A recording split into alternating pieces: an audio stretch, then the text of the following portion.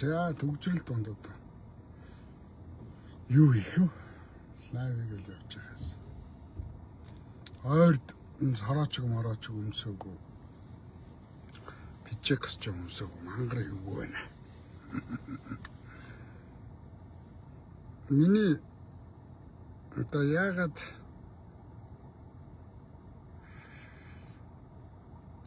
хэдэн шир хийч. Хэдэн сайхан шир хийгээд авъя.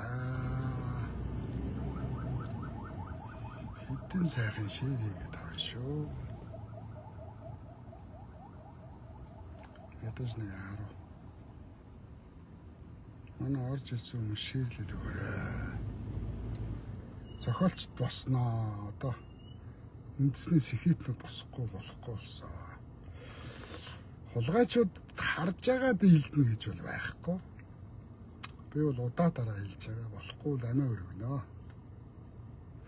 Архитж яваад босгоод хүчж байгаа биш. Архитж яваад хүнийг алт алуулчихж байгаа биш тэ. Арх хууж явж байгаа давтусл хийж байгаа биш. Тийм үү? Айлын их нэртэй явж байгаа нөхөрт нь алуулчихж байгаа биш. Тэ? Хамгийн одоо тансаг хамгийн дээд зэргийн үхэл бол эх орныхон төлөө үхэл шүү дээ. Зохиолчд босноо одоо. Надтай нийлэх зохиолчд байгаа шүү.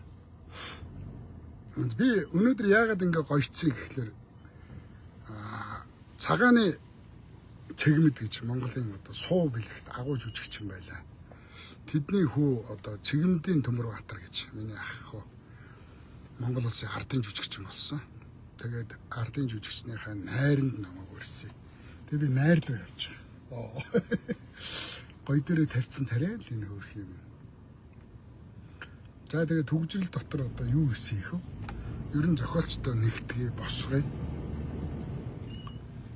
Эх орныхон төлөө үхэх ёстой юм бол үхий даал гэж бодож байна.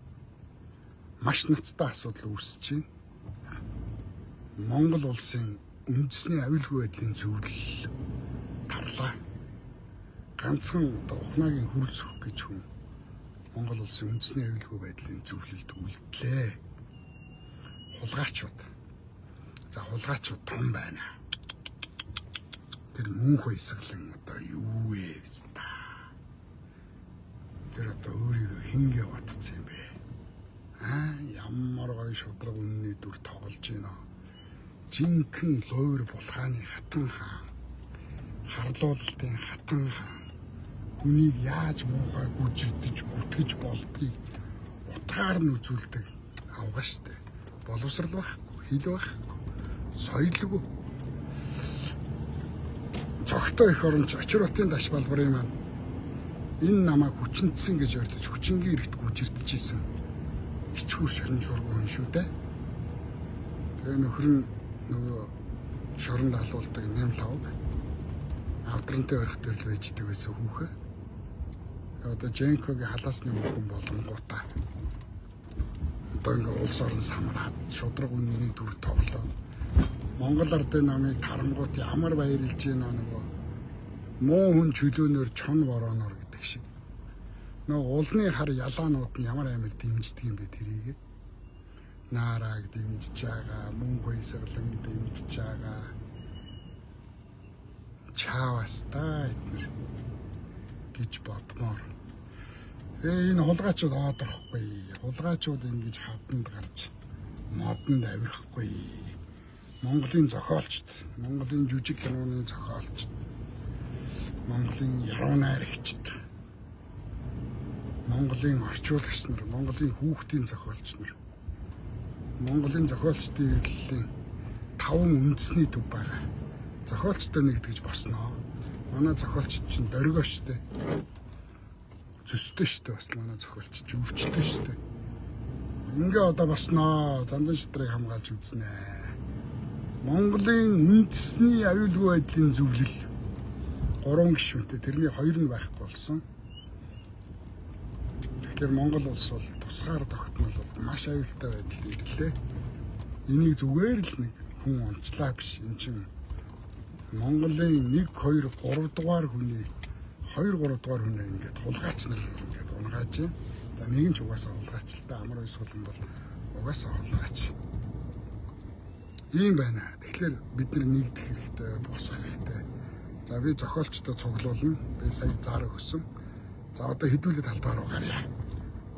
Яруу найргийн сонсох дуртай, зохиолын дурсан унших дуртай. Уран зохиол үндэстэн бий болгох юм аа.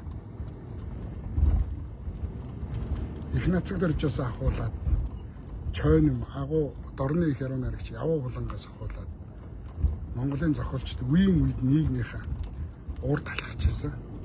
Тэгэхээр очротын даш балбарын унган багын найз зогтой их оронж ай төмөр ачир ахыгаа дуудаад тэгээ баяр жаргалыгаа дуудаад үзэлцэнэ.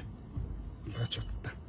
Цэндж ах маань соёлын авьяа зүтгэлтэн доктор профессор Цэндж ах маань мэдээж нэгдэх баг. Зохиолч сэхэтнүүд үзье л да. Одоо эднэртэй. Улны хар ялаанууд бол худлаа юм байна уу? Үнгүү цөөвийн тараа нэхэр ирэх юм байна. Үнгүү шээгва тараа нэхэр ирэх юм байна.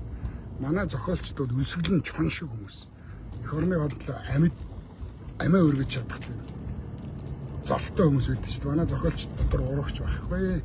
Ганц хоёр нэг мөнгөний олгаач бол байж л байгаа. Намын бохс долоож дарга болсон стандар байгаа. Дарга нарын хэлэх үгийг бичиж өгдөг тэд нар. Дарга нар яагаад хажуудаа яруу найрагчдыг дагуулж явдаг вэ гэхээр дарга нар нөгөө өөртөө үгийн баялаг байхгүй юу ярихаа мэдэхгүй. Тэгээ яруу найрагч нар үгийг бэлдэж өгдөг байхгүй. Тэгээ дарга нарын үгийг бэлдэж өгж байгаа дарга болсон хэдий яруу найрагч байгаа. Тэднийг бол тооцохгүй. За юм байна. За тэгээд сая зандан шатрыг унгаадаг нь бол өөрөө үндсэн хуулиар зөрчсөн. Ингэж байгаа. 4 дахь өдөр эрц бүрэн байсан хурал гинэ. 5 дахь өдөр нь эрц нь бүрдээгүй байхад хурлаа явуулж. Тэгээ эрц чинь бүрдээгүй биш үү гэхлээр 5 дахь өдрийн хурлын үргэлжлэл гэж шааж байгаа байхгүй. Энэ өөрөө амар том ашиг сонирхолтой сэтгэл. Бошуухан зандан шатрыг унгаахсан улгаач нарын хүсэл энэ дээр ингээ харагдчихж байгаа байхгүй. 5 дахь өдөр 4 дахь өдөр хурал эхэлж байгаа. Эрц бүрэн. За тэгээ 4 дахь өдрөө саналаа хураахгүй яасан. Ингээд тараад шийдэл төрөхгүй тарчаад 5 дахь өдөр эрц бүрдээгүй байхад 70 хүний санал гээд унгаачих. Тэнд яагаад гэсэн чинь өчигдөр хуралдаж исэн хуралдааны үргэлжлэл учраас өнөөдөр эрц бүрэн байх үгүй хамаагүй гинэ. Ингэж өдөр дамнуулахгүй залуучуудаа. Ойлгосноо? Ингэж өдөр судар дамнуулж эрц бүрдээгүй байхад эрц бүрдсэн гэж шааж Монгол Улсын засгийн газрыг унгаахгүй. Хулгайчууд зоргоороо тоглож байна. Хулгайчууд тоглож болж байгаа бол бид нар яаж тоглодгийг бас үзүүлнэ заяа. Та нарт хараал идсэн мөнгө чинь л байгаа. Өөр ямар ч боломжгүй та нар заяа. Мөнгөөр та нар зохиолчдыг худалдааж авч дийлэхгүй. Зохиолч нар чи өлсөө сурцсан хүмүүс. Мөнгөгүй амьдраа сурцсан хүмүүс байдаг. Ядуу амьдраа сурцсан хүмүүс. Тэгэхээр зохиолч нартайгаа нийлүүлж хагаад та нартай үзэлцэн заяа. Миний хандлтыг хэвээр амар унгааж байна.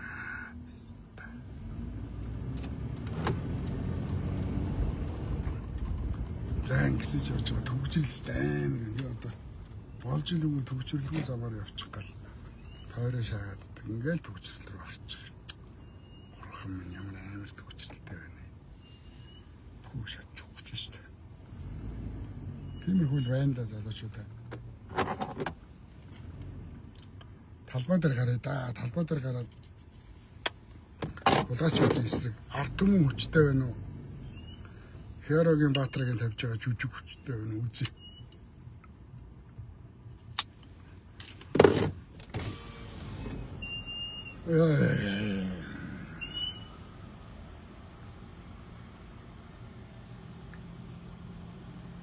Хандлт унгаагаад ах юм. Ямар цөөхөн үзэж байна. Бид нар үнэхээр амар байна. Юу ч хийхгүй бай. Тэгэхээр одоо хэдүүлээ ингээ амьдраад ах юм уу? Одоо ингээ төгжрээндээ ингээ угаалтаж өгөхөд ингээ бүгдээрээ хор тавдраар өвчлөөд байгаад ах юм уу? Бүгдээрээ ингээ өр зээлнэ, өрнөөс өрний хооронд ийм арчаагүй ядуу амьдраад ах юм уу? Бид нар яг вэ ингээд өртөө, өвчтөө ядуу амьдраад дуусцгаая.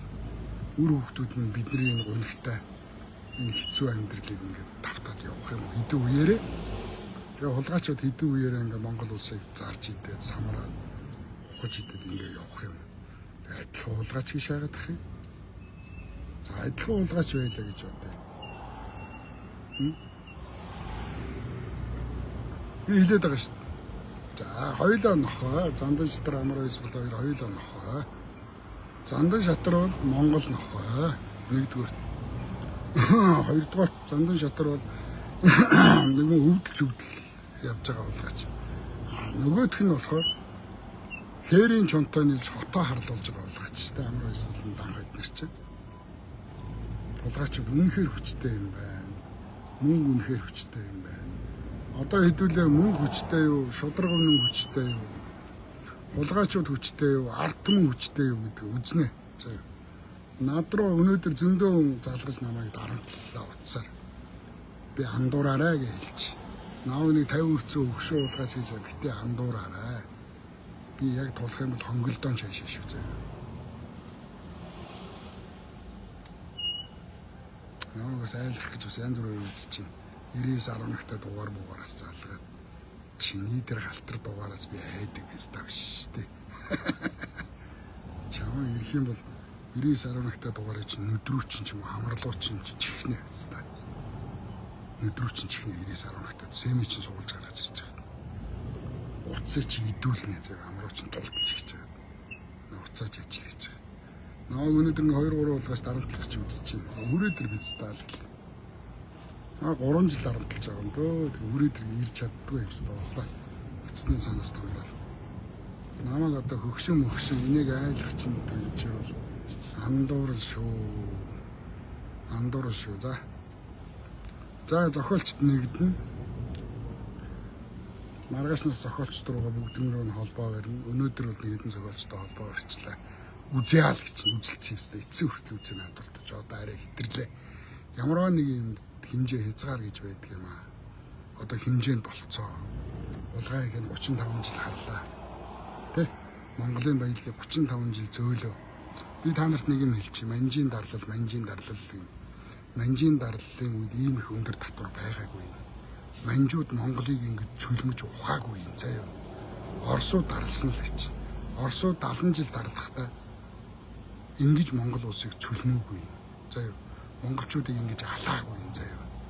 Гэтэл гадны хөрөнгө оруулалтаа эрлий цөрлийцүүдээр удирдуулсан энэ альтсан намынхан Монгол ардын намынхан 30 жилийн дотор Монголын яаж өмлөж цөмлөж идэв. Яаж хулгай юу? Манжууд ингэж хулгай хийгээгүй шүү. Оросууд ингэж хулгай хийгээгүй шүү заяа. Гэтэл энэ эрлий цөрлийцүүд бол ханц цаддаг юм байна. Тэгэхээр талбай руугаа гарыг үзэлцээ. За тулалдаан зөвхөн шонхруудсан зохиолч босноо.